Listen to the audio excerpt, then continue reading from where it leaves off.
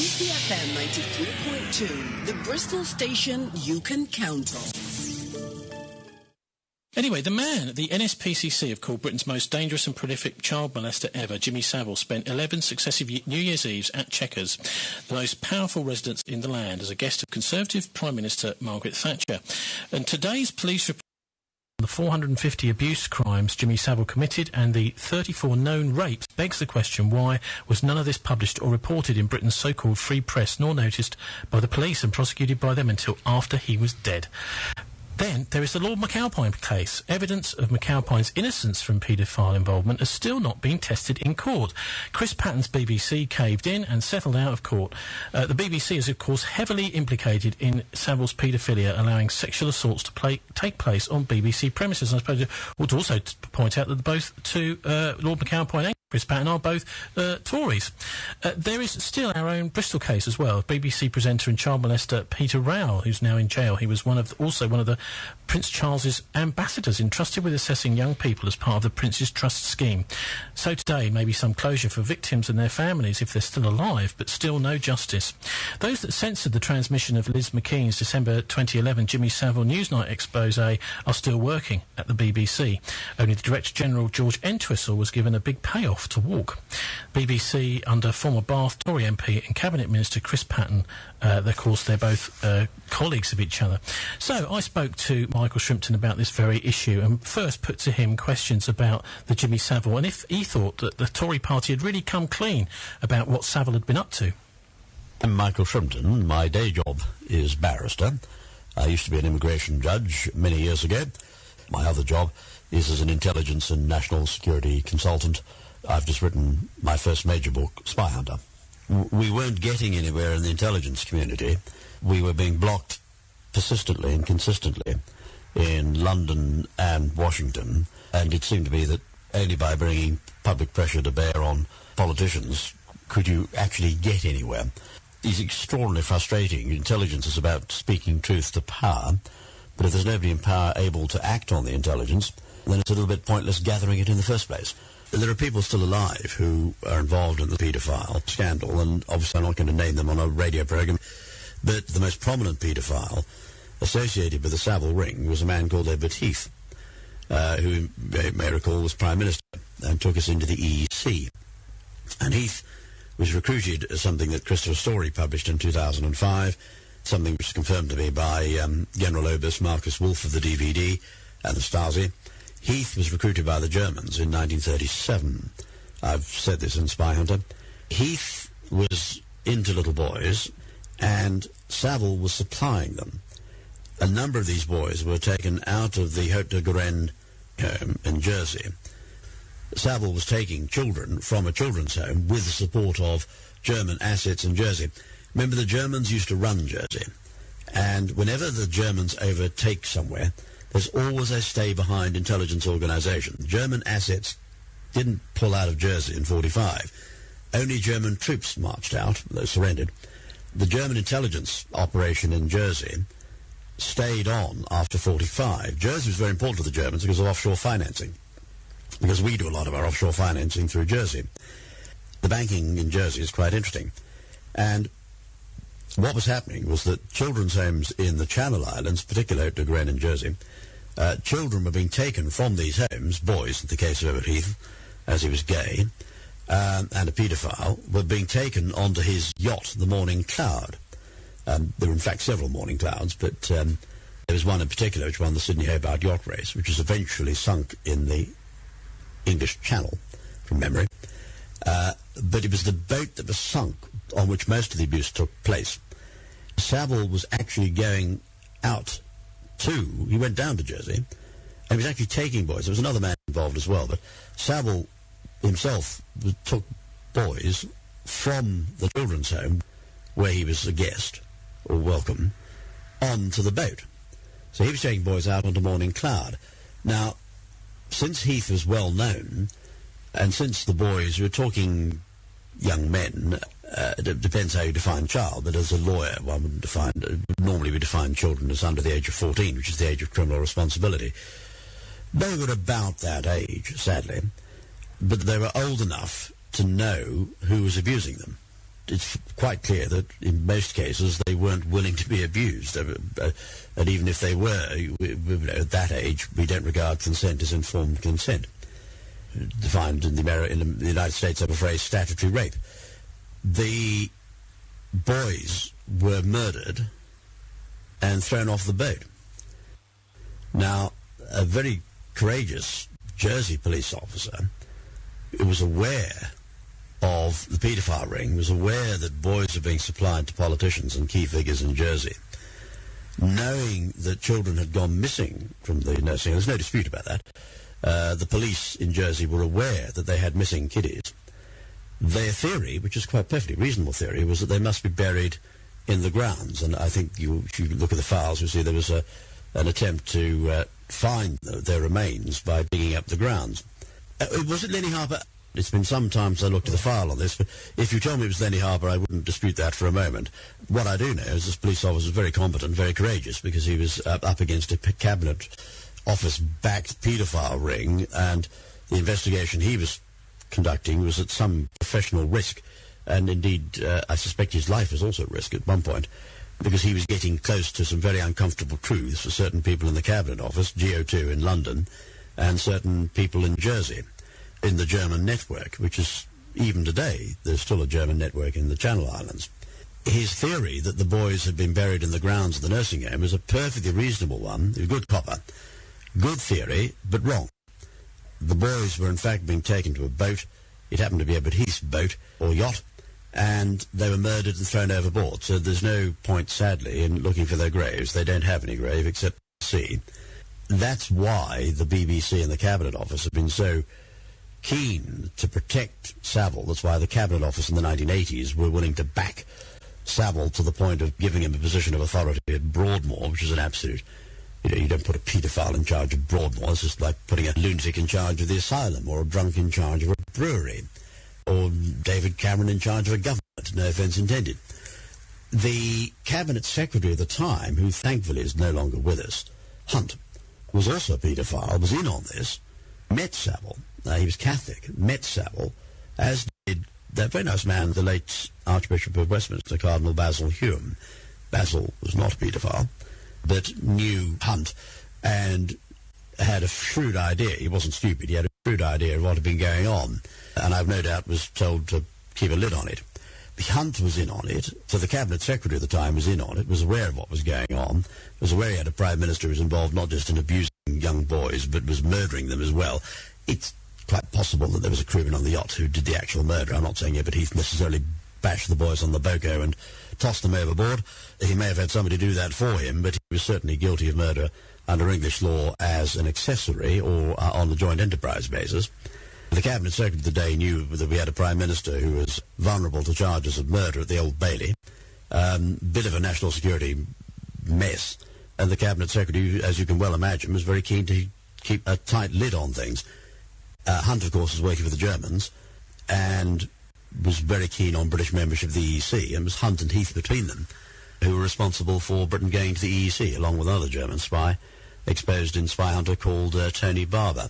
Now, you're painting a picture of lots of sort of high-level paedophile characters in the centre of government. What on earth purpose would that serve?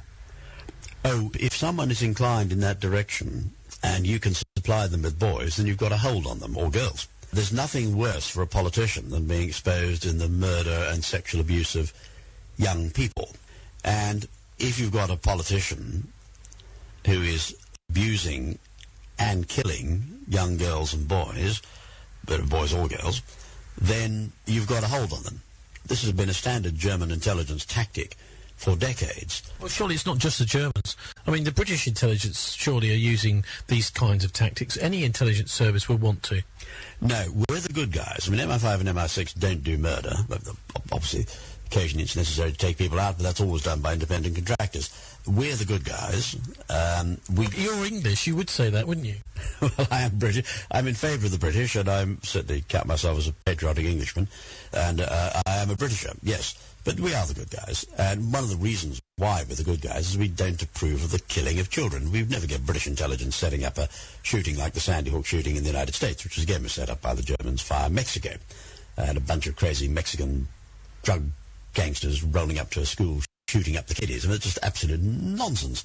A British judge would never touch an operation like that with a barge pole. I mean, you said yourself that parts of British intelligence have been infiltrated by other countries. So, I mean, you know, how can you say we would never do such a thing? Ah, well, then it's not we, is it? If a German, let's take the assassination of David Kelly, that was done by GO2, which is the German operation in London, and you've got German assets inside Thames Valley Police, for example. Where you've got Brits working for the Germans, then you, in my view, is you blame the Germans. You don't blame the Brits, because the Germans are paying them or blackmailing them. Paedophilia is a wonderful means, if you're a hostile intelligence agency, of blackmailing politicians.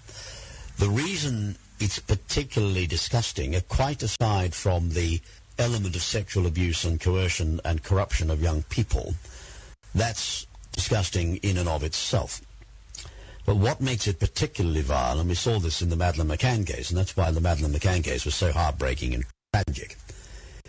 If the children are, and I'm afraid with paedophilia we sometimes have babies being abused, but if you're not talking babies, if you're talking toddlers who are able to recognize the people who are abusing them, since the people, there's absolutely no point doing it unless the politician is high profile. Since you're talking about people who are on television, people who are high profile, you have to murder the children in order to protect your asset.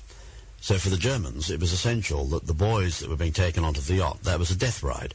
When Jimmy Savile was taking, let's say, a 14-year-old boy down the Morning Cloud, handing him over to David Heath or a member of the crew on the yacht, it was a death ride. That was that boy's last journey on Earth, because there was no way in the world, recognising David Heath, that he could be allowed back on shore. And Savile must have known this, and that's partly why Savile was probably deeply into religion. You often find this, in fact, that where people get involved in murder, their consciences start to eat at them, and they suddenly turn to religion late in life, and Savile, certainly there are signs that he did that. It's quite a nice thing about human beings. We generally find murder very difficult. It's a lot more difficult to do than you might think reading spy novels.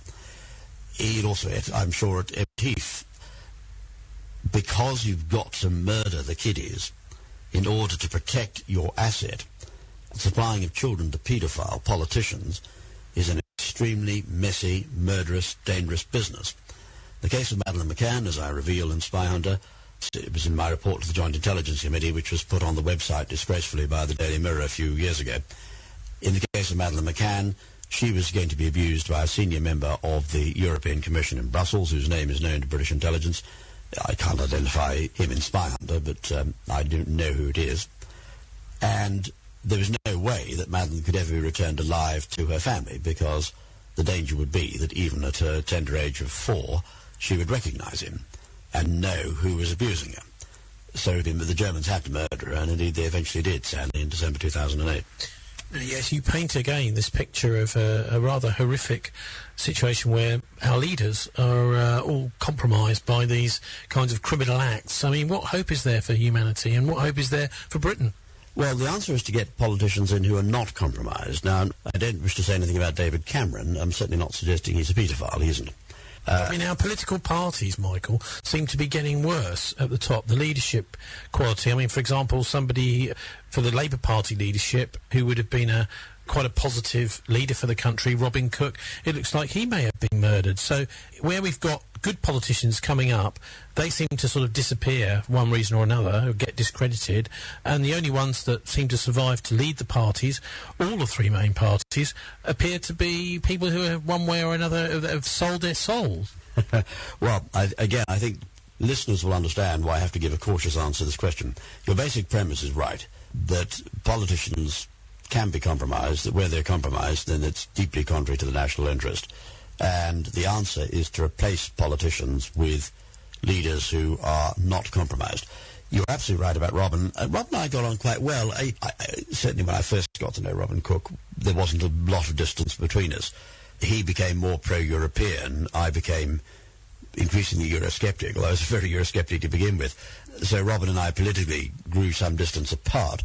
But he was very pleasant, and I was a Labour candidate at the same election. He was a Labour candidate, obviously for a safe seat, and I was for a very safe Tory seat. But the last time I met Robin was in Whitehall, a few weeks before he was murdered, and I can assure you he didn't look as though he was a man who was about to snuff it. You didn't think, oh, God, am I ever going to see Robin again? The poor chap looks a bit ill. He was hale and hearty when I last saw him. There's no question he was murdered. He was thrown down the mountain. He didn't fall down it. He was murdered because somebody was concerned that he was going to go public with some very damaging intelligence he had, which might have catapulted Britain out of the European Union. The motives for his murder, I think, are very clear. Apart from anything else, Robin Cook was in the loop on the Diana assassination. I'm sure he wasn't in the loop before she was murdered, but he worked out very quickly that she had been murdered, and part of the reason for that is that he'd given a very silly speech in Manila blaming paparazzi for her death. If you check the records, I think you'll find that Robin was in Manila on the night that Diana was murdered. The speech he gave in the Philippines was far too well informed to be given by a man who'd just been dragged out of bed in the early hours of the morning and told that Diana was dead. Robin's speech was based on a briefing from MI6, but Robin, I think, very quickly worked out that somebody in 6 was in the loop. He was right about that. A very senior MI6 officer was in Paris on the night that Diana was murdered. What he didn't know is that these officers were working for the Germans. But the Germans had assets in 6, and they were involved. You're talking about Sherrod Cowper-Coles there? I'm certainly not saying Sherrod Cowper-Coles is a German asset, so I'm not a big fan of Sherrod Cowper-Coles, but I wouldn't suggest that he was involved in the murder of Diana for one moment. And if I did, your lawyers wouldn't let you broadcast the interview. But there were German assets, GO2 assets, inside MI6.